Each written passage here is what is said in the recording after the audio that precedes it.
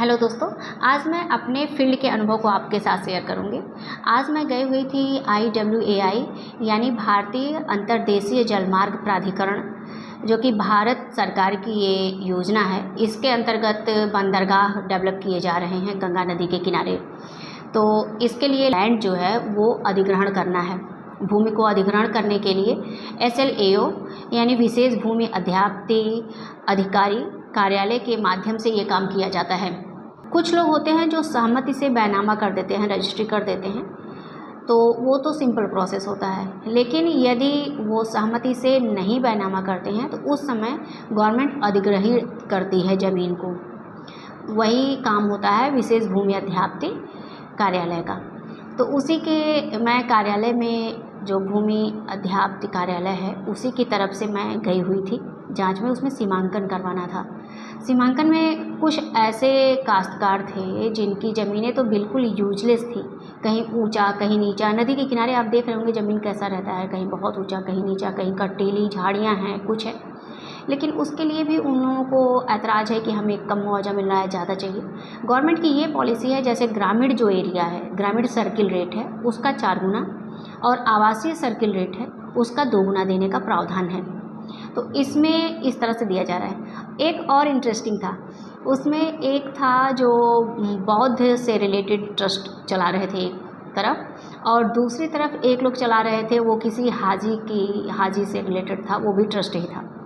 अब उनका ये कहना था, दोनों का ही, अगर मेरी लैंड जाती है तो उनकी लैंड भी जाए, या यहाँ कंपटीशन की बात है। वो ये चाह रहे थे कि जाए तो दोनों, ना जाए तो कोई ना जाए, यानी ईगो टकरा रहा था एक दूसरे का। हालांकि वो लैंड बीच में पड़ रही थी, प्रोजेक्ट के बीच में पड़ रही थी, इस वजह से वो लैंड तो जाएगा ही जाएगा। लेकिन मैं एक भावनाएं बता रही हूँ कि कैसे कैसे लोगों की धारणाएँ हैं। मतलब हम दुखी हैं तो दूसरा भी दुखी हो जाए। तो ठीक है, इस तरह से ये सोच की बात होती है। और दोस्तों एक चीज़ और मैंने देखा, जैसे उसमें अलग अलग, जैसे मंदिर और मस्जिद को शिफ्ट किया जा सकता है, ये प्रावधान है, लेकिन मज़ार को शिफ्ट नहीं किया जा सकता है, समाधि को शिफ्ट नहीं किया जा सकता है। उसके लिए वो उतनी चीज़ें छोड़ी जाती हैं। ये माना जाता है कि उनके पूर्वज को एक जगह से निकाल के दूसरी जगह शिफ्ट करना ये ठीक नहीं है, इस वजह से।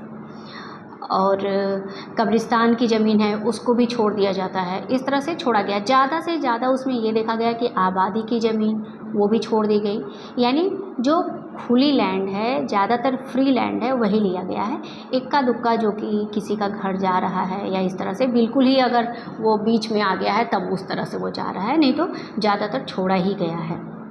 तो ये रही फील्ड का अनुभव। मैं कुछ पिक्स आपको शेयर कर दे रही हूँ। अब दोस्तों, अब आप ये बताइए कि आपने क्या पढ़ाई की है, आपने दिन भर में क्या क्या पढ़ाई की है, आप अपना मूल्यांकन किए कि नहीं किए। अगर नहीं किए तो तुरंत आप अपना मूल्यांकन करिए, और अगर किए हैं तो आप ये बताइए कि आपने जो डिसाइड किया हुआ था उसको पूरा कर पाए या नहीं कर पाए। अगर कर पाए तो अपनी पीठ को थपथपाइए और अपने आप को शाबाशी दीजिए। अगर नहीं कर पाए हैं तो फिर से आप बहुत जोर लगाइए, एकदम ताकत लगा के उसे पूरा करने की कोशिश करिए। ये बहुत अच्छा टाइम है। अगर आप टारगेट लेके चल रहे हैं, आपका 6 महीना 1 साल बाद एग्ज़ाम है, तो ये बहुत अच्छा टाइम है आपको तैयारी करने के लिए। ये आप अभी से लग जाइए, ये मत सोचिए कि एग्ज़ाम एकदम नज़दीक आ जाएगा तब आप पढ़ेंगे। अभी से लग जाएंगे तो सिलेक्शन आपका पक्का हो जाएगा। तो दोस्तों, आप लग के पढ़ाई करिए। तब तक के लिए धन्यवाद।